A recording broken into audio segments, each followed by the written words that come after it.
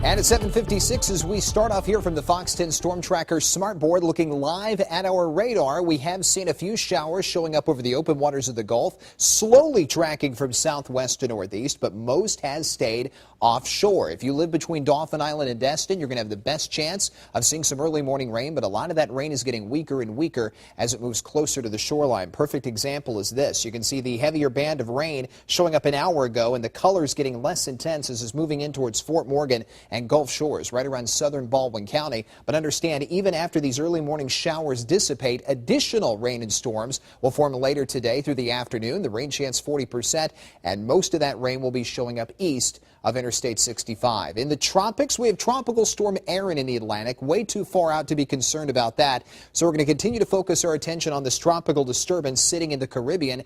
It is looking a lot more disorganized due to the close proximity to land. The Hurricane Center has also throttled the probability of development back to only 50% within a 48-hour time window. And the best news of all, 80% of the global models that decide tracks and destinations for these things, or at least do the best job they can, are now saying that this feature is going to be moving in towards Mexico, or at least towards the Texas-Mexico border, which is excellent news for us. It looks like it's going to stay too far south to get caught in this trough where it would have been pulled into the north and east. Originally, that's where I thought it was going to be heading, but because it's going to stay too far south, it will not get caught up in that thing.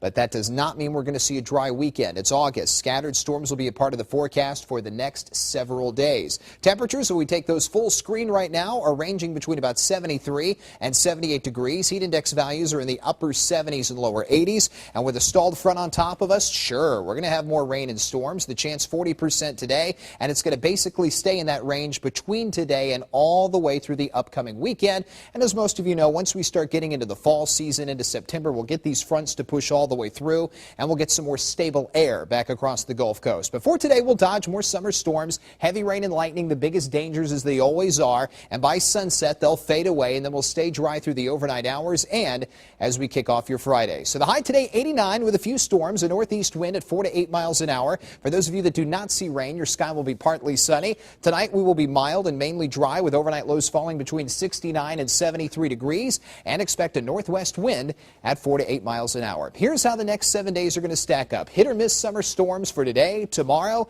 and the weekend. But we all know the weekend could have been a lot worse with that tropical disturbance in the Caribbean, so things will just be very typical for August. We'll get a little bit of a break on Monday with the rain chance dropping back to only about 1 out of 5, but the temperatures will rebound as a result of that. Highs return into the lower 90s.